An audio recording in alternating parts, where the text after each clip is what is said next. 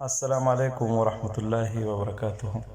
بہت پیارے محترم اور معزز دوستو، میں فضل ہادی اس وقت موجود ہوں مکہ مکرمہ میں، اور ایک تاریخی اور اسلامی ویڈیو کے ساتھ اور یہ تاریخی اور اسلامی ویڈیو ہے مسجد الجن، جنات کی قبول اسلام کی تاریخی یادگار۔ یہ مسجد حرم شریف کے قریب واقع ہے، تو آج میں نے ایک بہت خوبصورت ویڈیو بنایا اس کے اوپر، تو چلے زیارت بھی کیجیے اور اس کی پس منظر کے اس کی بھی بات کرتے ہیں۔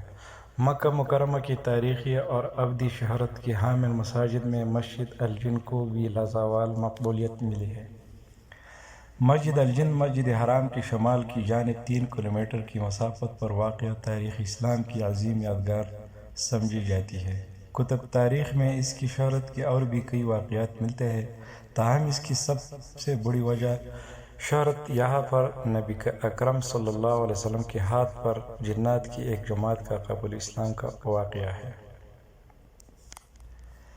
مسجد الجن مسجد حرام کی شمال میں 3000 میٹر کے فاصلے پر جہاں آج مسجد الجن موجود ہے، جنات کی ایک جماعت نے حضور صلی اللہ علیہ وآلہ وسلم کے ہاتھ پر اسلام قبول کیا۔ آپ صلی اللہ علیہ وسلم سے قرآن پاک سنا۔ اس موقع پر آپ صلی اللہ علیہ وسلم نے جنات کی سوالوں کا جواب دیے۔ مستند تاریخی مصادر اور کتب سیر سے معلوم ہوتا ہے کہ ایک بار آپ صلی اللہ علیہ وآلہ وسلم جلیل القدر صحابی عبداللہ بن مسعود کو ہمراہ لیے رات کے وقت اس جگہ پہنچے۔ آپ نے عبداللہ بن مسعود کو ایک خاص مقام سے آگے بڑھنے سے منع فرمایا تاکہ کہیں جنات انہیں نقصان نہ پہنچا دے۔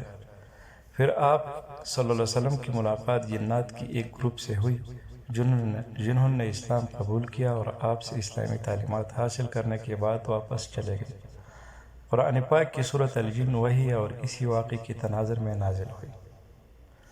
بعد ازاں اسی مناسبت سے وہاں ایک وسیع و عریض مسجد تعمیر کی گئی جسے مسجد الجن کا نام دیا گیا۔ مرور زمانہ کے ساتھ مسجد کی تعمیر اور مرمت کے دوران اس کی ڈیزائن بدلتے رہے ہیں، مگر اس کے قیام کا واقعہ آج تک مسلمانوں کے دلوں میں تازہ ہے۔